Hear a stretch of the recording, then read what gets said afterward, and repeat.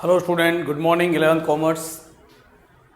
अभी बेटा GST chapter account के अंदर chapter number 3 what is the meaning GST. GST क्या है? Goods and service taxes. मैंने इसके अंदर फर्स्ट वीडियो आपको सेंड किया था, जिसमें फर्स्ट वीडियो के अंदर मैंने आपको एक्सप्लेन किया था और समझाया था कि टैक्स क्या है, कौन कौन से टैक्स पहले हुआ करते थे, इनडायरेक्ट टैक्स क्या था, डायरेक्ट टैक्स क्या था। तो ये सारी एक्सप्लेनेशन मैंने आपको फर्स्ट वीडियो में दी। और tax for the government is very important role of growth of India. किसी भी देश के, नॉट इंडिया, किसी भी देश के लिए उसके जो टैक्स पेयर हैं वो बहुत ही इंपॉर्टेंट होते हैं। टैक्स पे करने वाले एक बहुत बड़ी इनकम जहाँ से जनरेट होती है और गवर्नमेंट उसके ऊपर काम करती है, उस पैसे की हेल्प से काम करती है। तो पहले 1% ट्रेडर्स कन्फ्यूज हुआ करता था। एक्सक्यूज मी,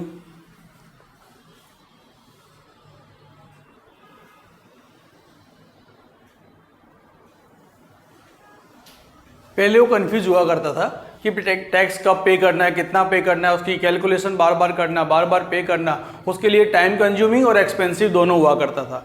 लेकिन 1 जुलाई 2017 के बाद जब से जीएसटी अप्लाई हुआ, जीएसटी अप्लाई होने के बाद में सारी टेंशन्स खत्म हो गई। One nation one tax, all India level पे आप कहीं पर भी चले जाओ, सेम रेट, कोई कैलकुलेशन की मगजमारी नहीं, कोई बहुत ज़्यादा कैलकुलेशन नहीं होती है, सिंपल रेट अप्लाई होता है। और जीएसटी आज की तारीख में बहुत ही सक्सेस और बहुत ही इंपॉर्टेंट वर्क कर रहा है।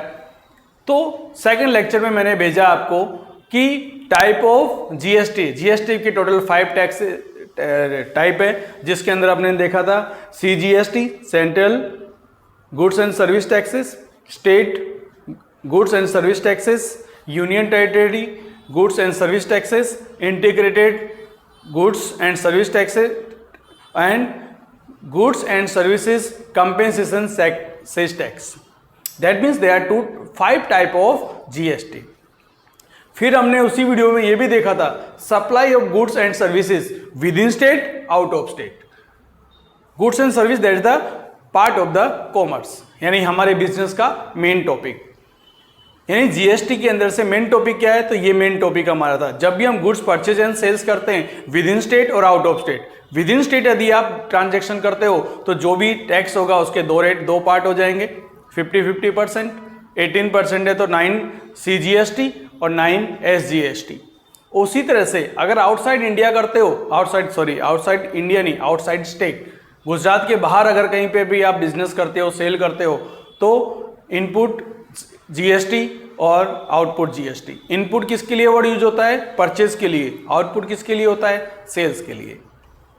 तो इतना समझाने के बाद में अब अपना नेक्स्ट टॉपिक आता है, सबसे इंपॉर्टेंट, बेनिफिट ऑफ जीएसटी। इस जीएसटी अप्लाई होने के बाद में हमें कौन कौन से बेनिफिट हुए कि जिससे कि हम ये कहें कि भाई जीएसटी आप अप्लाई करो, जीएसटी को ही चलाओ, जीएसटी ही अच्छा है। क्यों अच्छा है? तो वो मैंने आपको पहले इसके फीचर्स समझा दिए थे, आज इसके बेनिफिट्स देखते हैं। अब बेनिफिट में सबसे पहला होता है वन टैक्स। वन टैक्स का मतलब क्या होता है कि अभी तक बहुत सारे टैक्स के लिए लायबिलिटी यानी नॉलेज रखना पड़ता था आपको, और ऊपर से लायबिलिटी क्रिएट होती थी, बार बार पे करना पड़ता था। भले अमाउंट एक बार ही पे करनी हो पर ज़्यादा हो तो बढ़िया है, लेकिन छोटी अमाउंट हो लेकिन टुकड़े टुकड़े में पे करनी हो तो टाइमिंग कंज्यूमिंग ज़्यादा होता है। तो यहाँ दिया है in place of different indirect taxes, central government और state government these submitted one tax only, that is GST. यानी कि जहाँ इंडायरेक्ट टैक्स हम पे करते थे अलग अलग, सेंट्रल गवर्नमेंट को, स्टेट गवर्नमेंट को, जो अलग अलग टैक्स पे करते थे उसकी जगह पे हमें सिर्फ एक ही टैक्स पे करना पड़ रहा है, और उस टैक्स को हम क्या कह रहे हैं? GST, central goods and service tax. Simple tax system. Simple tax system क्यों कहा गया इसे? क्योंकि एक ही सिंपल रेट अप्लाई होता है। भाई जैसे आपका बिजनेस ग्रोसरी आइटम्स का है, मैंने बताया, तो उस पर कितना अप्लाई होगा?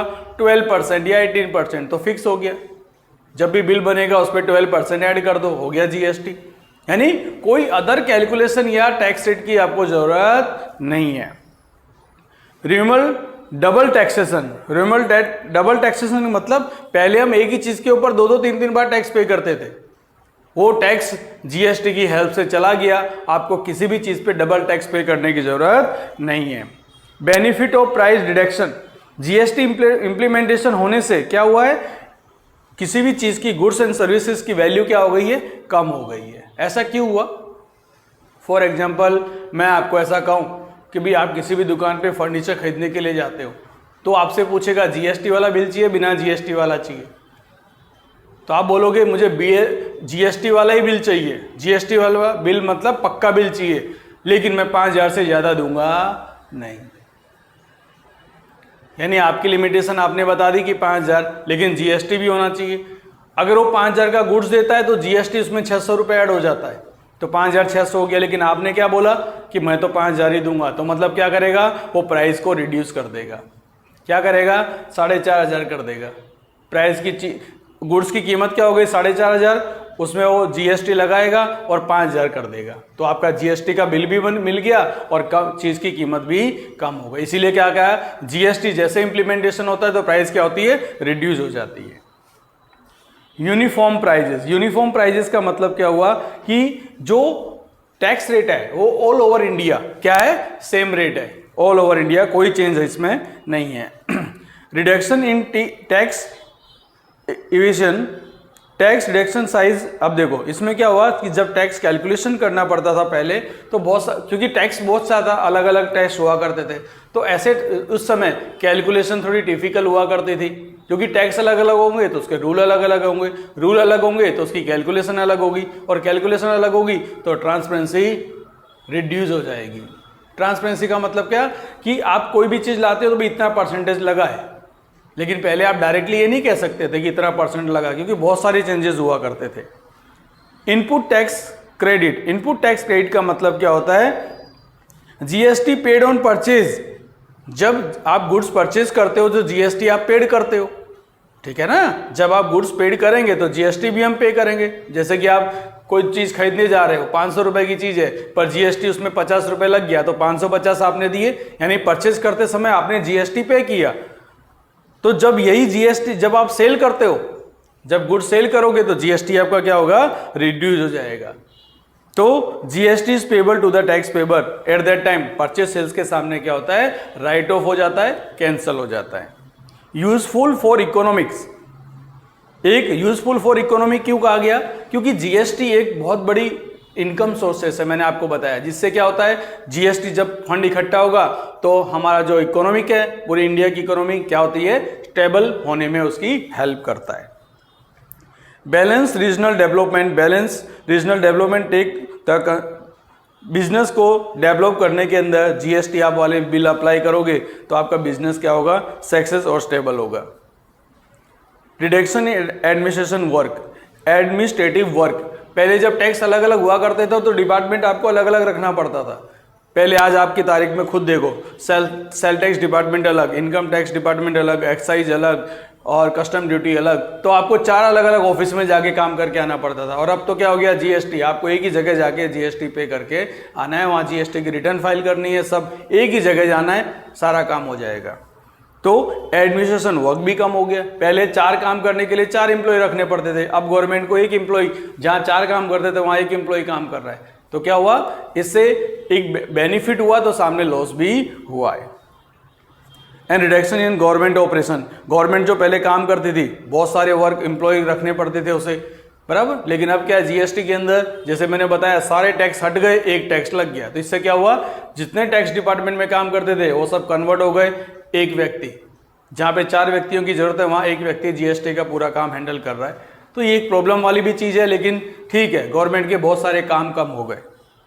तो that is the benefit of GST. GST के अलग अलग बेनिफिट हैं, वो आपको थोड़े से याद रखने हैं, जिसमें से सभी के सभी लिखने की जरूरत नहीं है। मैंने बताया आपको कोई बहुत बड़ी थियरी में नहीं पूछा जाता, 1 या 2 मार्क्स में पूछा जाता है। अब आता है नेक्स्ट, रेट ऑफ जीएसटी। अब रेट ऑफ जीएसटी का फॉर्मेट है, कोई बहुत बड़ा नहीं है, लर्न करने की जरूरत नहीं है आप लोगों को। ये जीएसटी का फॉर्मेट का रेट दिया हुआ है।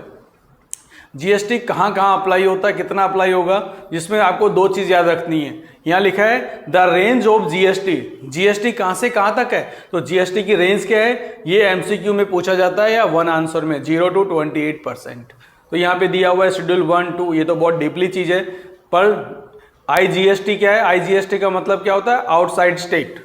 अब आप खुद देख सकते हो, आईजीएसटी मैंने बताया था there are 4 type of integrated goods and service taxes. तो आईएसटी के अंदर क्या होगा, टोटल परसेंटेज दिया गया होगा और उसके बाजू में 2 कॉलम दिए गए। तो जो 2 कॉलम दिए गए वो कौन से हैं, इनपुट विद इन स्टेट। जब स्टेट के अंदर हम ट्रांजेक्शन करते हैं, यानी गुजरात का गुजरात में करेंगे, तो इसी परसेंटेज के 2 पार्ट हो गए। फर्स्ट जैसे दिया हुआ है 5%, तो 5 का कितना 2.5, 2.5, 12 है तो 6%, 6%, 18% है तो 9, 9, 28 है तो 14, 14। तो कहने का मतलब क्या हुआ कि ये जो रेट है, ये मेन रेट है वो इंटीग्रेटेड आउट ऑफ स्टेट, और ये 2% दिए गए ये इन स्टेट। इन स्टेट में क्या है, CGST और SGST, दोनों को यहाँ पे कवर किया गया है। तो ये टैक्स रेट आपको दिया गया हुआ है। तो और अपने को ये टैक्स रेट मैंने जैसे आपको बताया, कोई याद करने की जरूरत नहीं है कि आपको याद रखना है। सम के अंदर आपको इंडिकेट किया होगा, आपको सिर्फ इतना पता होना चाहिए कि GST क्या है और कैसे अप्लाई करते हैं। तो उसके लिए मैंने आपको बताया सप्लाई गुड्स एंड सर्विस, बराबर। इन स्टेट होगा तो उस परसेंटेज के 2 पार्ट हो जाएंगे, आउटसाइड स्टेट होगा तो 1% से ही काम चलेगा। अब इस पूरे टॉपिक में इंपॉर्टेंट क्या चीज़ है मैं आपको बता दूं जो आपको याद रखनी है। पहली चीज़, मैंने यहाँ पे 3 पीरियड में मैंने इस चैप्टर को ख़त्म किया है। तो 3 पीरियड्स के अंदर मैंने काफ़ी कुछ कवर किया है, मेन टॉपिक सारे मैंने ले लिए, बराबर। रेट आपको याद नहीं रखना है, सब में दिया गया होगा प्रैक्टिकल सब में। बाकी सारी चीज़ें, इसके बेनिफिट क्या है, अंडरस्टैंडिंग क्या है, वो मैंने अपने हिसाब से काफ़ी प्रॉपरली ढंग से आपको दी है। तो एक वीडियो को बार बार देखो, अंडरस्टैंड करो, समझो इस चीज़ को, इसके फीचर्स क्या हैं, इसके बेनिफिट्स क्या हैं, गुड्स सर्विसेज के अंदर कैसे ये अप्लाई होता है। वो अप्लाई हम प्रैक्टिकल करेंगे तब पता चलेगा। बाकी समझाने में मैंने इतना समझा दिया। इन स्टेट ट्रांजैक्शन करेंगे तो एक ही टैक्स के 2 हिस्से हो जाएंगे, आउटसाइड स्टेट करेंगे तो रेट का एक ही हिस्सा रहेगा। वो आप टैक्स रेट का जो फॉर्मेट देखोगे पता चल जाएगा। तो इसमें कौन कौन सी अथॉरिटी होती हैं, कौन कौन से टैक्स होते हैं, वो सारी चीज़ें हमने इसमें देख ली। Features of GST, type of GST, benefit of GST, rate of GST, ये सारी चीज़ें इंपॉर्टेंट है। एज ए थियरी 1 या 2 मार्क्स का आता है, बहुत ज़्यादा इसके अंदर से पूछा जाता नहीं है। इसलिए आपको GST क्या है वो अंडरस्टैंड करना है। GST के अंदर क्या क्या बहुत सारी चीज़ें आती हैं, उनको देखने की ज़्यादा ज़रूरत नहीं है। इंपॉर्टेंट है क्योंकि चैप्टर का पार्ट बनने वाला है। चैप्टर नंबर 4, 5 जब हम करेंगे अकाउंट के अंदर, तो उसके अंदर GST की इम्प्लीमेंट आएगी, उस समय अपने को थोड़ा ध्यान रखना पड़ेगा। ठीक है, तो चैप्टर यहाँ पे आज खत्म होता है, बराबर। GST तो आपको याद रखना है, दैट द ओनली 4 कंसेप्ट, बराबर। इसमें से कोई बड़े एग्जाम्पल या सम्स आते नहीं है। एग्जाम्पल में सिर्फ एक इम्प्लीमेंट होगा जब चैप्टर नंबर 4 में हम सीखेंगे। पर फिलहाल के लिए आपसे अगर मैं पूछूं, क्योंकि GST में पूछ लूंगा, इसका जब टेस्ट होगा तो टेस्ट में पूछ लूंगा बेनिफिट ऑफ GST, तो मिनिमम 5 to 6 पॉइंट तो लिख देने के अपने को। जो फीचर्स होते हैं वही इसके बेनिफिट होते हैं। तो एक अच्छी सी अंडरस्टैंडिंग रखो GST के बारे में कि GST क्या है, G for goods, S for service and tax, दोनों पे सर्विस अप्लाई होती है। दुनिया का ऐसा कोई बिजनेस नहीं है, दुनिया का ऐसा कोई प्रोफेशन नहीं है जिसके ऊपर GST लगता नहीं है। पर वो रेट अपने अपने हिसाब से गवर्नमेंट डिसाइड करती है। को भी कौन डिसाइड करता है, GST काउंसिल डिसाइड करते हैं, फाइनेंस मिनिस्टर। इसके पूरे इसके जो मेन ऑथोरिटी है वो कौन है, फाइनेंस मिनिस्टर, जो इसको मैनेज करते हैं। और उन्होंने अपने टैक्स को डिस्ट्रीब्यूट कर दिया अलग अलग स्टेट के अंदर, स्टेट और सेंट्रल डिस्ट्रीब्यूशन कर दिया, जो अपने अपने हिसाब से उसको रिकवर कर सके। ठीक है, तो यहाँ हमारा चैप्टर खत्म होता है। और अब जो नेक्स्ट चैप्टर चलेगा उसमें इसका पॉइंट आएगा, तब मैं एक बार फिर से आपको बताऊंगा GST क्या है, तो ध्यान से इसको अंडरस्टैंड करो। ओके,